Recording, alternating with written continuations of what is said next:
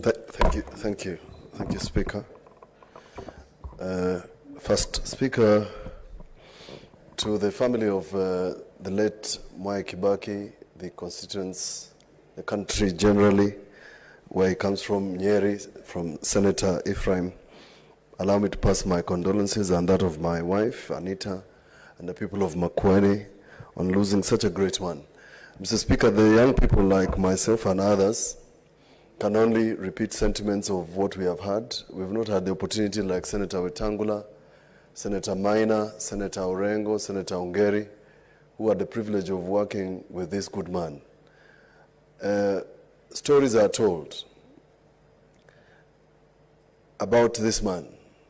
And I allow me, Mr. Speaker, to recall the sentiments that my late father shared about this good man.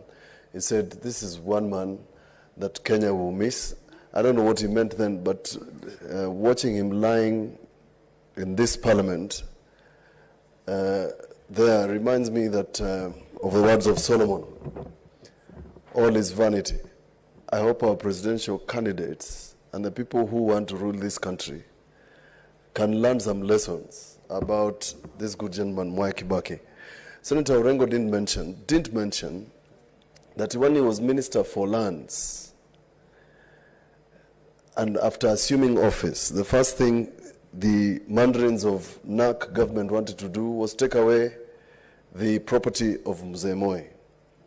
And this good gentleman, President Kibaki, instructed Senator Orengo to deliver the title deed of Cabinet Gardens to Mzee Moi. While he would have taken revenge, and while in 2003, he had the power and influence to punish those who were in Kano at the time, Mr. Speaker, President Kibaki did not do so. We want a president who will not revenge.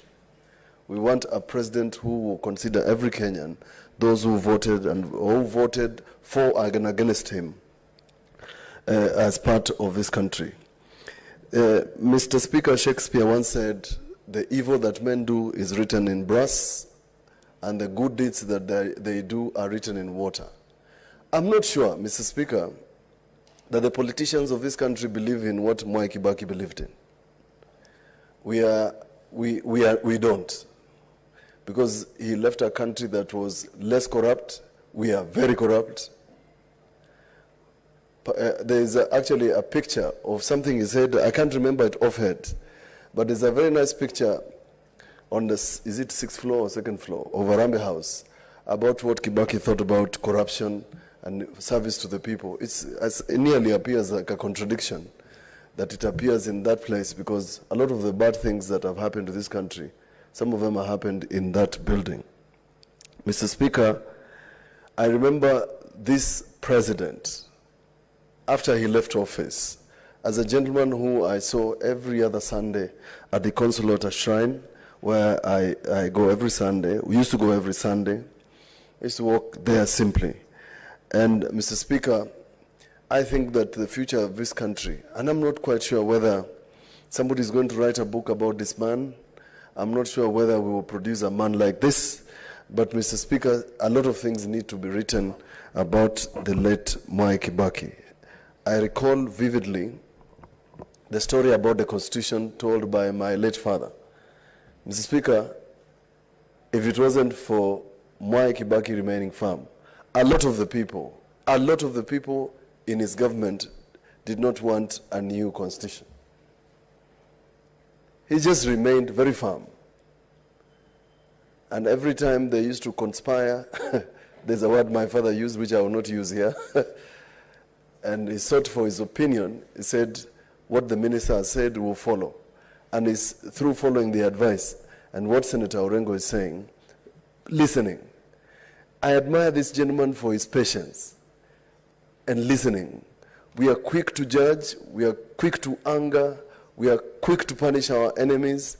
And Mr. Speaker, since I do not aspire to be a president, those who aspire to be presidents of this republic must borrow a leaf from Mwai Kibaki. He led a cabinet of 42, was it 42? Cabinet ministers. Can you imagine? ODM, Wiper, then ODM Kenya, and his own party. All these people, Anyang' Nyong'o, Orengo, Raila, him, and others were in the same cabinet. The current government is having problems with 20. Just 20. He led a government and he found a process. And he believed in processes. We are going to miss Kibaki, I tell you. I recall a time when I was asked to speak about the BBI, Building Bridges Initiative. And I said, and I won't repeat why I said this, and I said, you're going to miss President Mwai Kibaki and what he did for us to get a new constitution. The constitution he promulgated in 2010 is untouched. So many years later. Why? Because he believed in processes. And we got a new constitution despite opposition to it because this man believed in processes. I'm saying, if we want to believe in the legacy of one Mwai Kibaki, we must follow process. Those who speak about ill-gotten wealth, I represented two people who, together with my late father, who were said at the time to be very close to him. One of them was a central bank governor, who was his economic advisor. When he was alleged to have committed crime when as governor of central bank, he went to him. He told him, Mr. Speaker, that I'm an innocent man. Mwai Kibaki told him, go and defend yourself in court. And true to his word, Governor Mulay was found innocent of the crimes for which cabinet ministers in Mwai Kibaki's government conspired to have Governor Mulay removed from office.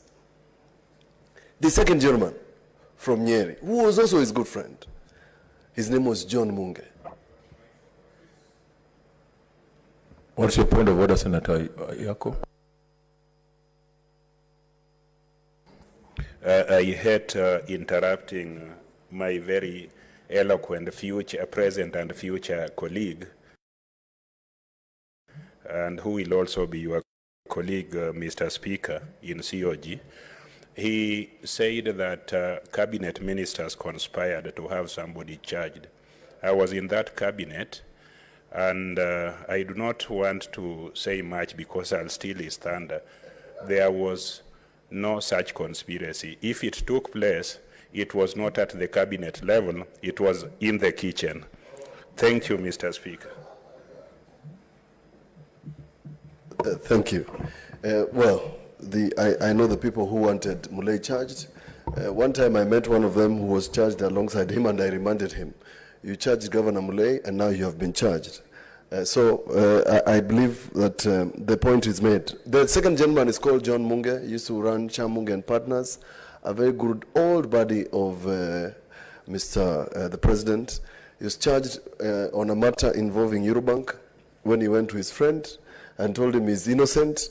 He was then the KRA Commissioner General, and they told him, please help me. He told him, go and defend yourself in court. Of course, Mr. John Munge was found innocent. He passed on recently, may his soul rest in peace, but it exemplifies what I'm talking about. If the example of what Kibaki believed in was followed in the current government, a lot of people will either be in jail or in court with corruption. So I believe that as we bury this man, a lot of us are going to make sentiments that we don't believe in. Because Kibaki never protected his friends. Kibaki allowed processes to be followed. And since he was a good parliamentarian, as Senator Omogeni mentioned, he allowed Parliament to do what it's supposed to do. We must tell our presidential candidates, those who want to become presidents, that you must emulate Mwai Kibaki. Don't preach water and drink wine. You must believe in processes. Mwai Kibaki was sued. I remember when he appointed the county commissioner, Mwai Kibaki never lifted a finger. He said, yes, proceed. And I believe the next chief executive of this republic must be able to tell us that he will follow the footsteps of Mwai Kibaki in terms of allowing processes, because that's what this gentleman believed in. I cannot not mention, Mr. Speaker, the question of debt. This man left this country with no debt, or very little debt. And since we are eulogizing him, let's say the things as they are, so that somebody can learn a lesson. Was it because this gentleman, the Makerere student, was a good economist? Did the economist disappear soon after Mwai Kibaki? The answer is no. What he did is that this good gentleman had an economic council, National Economic Council, ECOSOC, that advised him. That is the reason our economy was thriving in his time. That's the reason we borrowed less. And this is really some of the lessons that as we eulogize him, we must call it as it is. This country, I must say, has been mismanaged after Kibaki. I will say it for the record and for his grandchildren to read. Mwai Kibaki led a peaceful transition. If we don't remember him for anything else, he's a gentleman who handed over the sword of leadership in a manner that left this country in one piece. When I say so, I am speaking to the current president. This man was your mentor lying in parliament. You must leave Kenya in peace when you hand over power, because there will be no other president. I believe that President Uhuru Kenyatta is going to do the right thing, as his predecessor did. Mr. Speaker, let me end and say that it's unfortunate that the country has lost all other presidents who have left us. It would have been nice, and I have suggested that in future, any president who leaves office must form sort of an elders' council where they can guide their successors on matters management of the country. A time will come when we'll have 5 retired presidents, or 6 or 7. We can't just let them go into their retirement. They should find an opportunity to guide, like it happens in America. And therefore, Mr. Speaker, as we eulogize this good gentleman, I pray that this country will have a peaceful election. Those like Senator Wetangula, who has said and spoken about my party leader, who deputized successfully the Mwai Kibaki, must remind that our Dr. Stephen Kilonzo, our party leader, is like Job. You know, the man is just going through trials. It's just trials. And a good Stephen Kilonzo Musyoka, the peaceful man, is quiet. It's not because he doesn't know what to do or what to say. It's not because we don't know what to do or what to say. We are peaceful people. We are watching. All of you. That doesn't mean you take advantage of him or us. And nobody is going to marry us by force. No. We are going to do everything. We are going to do everything. Those who sit with him and those who advise him, we're going to do it, everything, doing it willingly. Willingly. Because this country is bigger than all of us. I think at some point everybody must think about the country more than we love ourselves. So we have taken your advice, and as usual, we are going to take notes Those who, we are taking notes.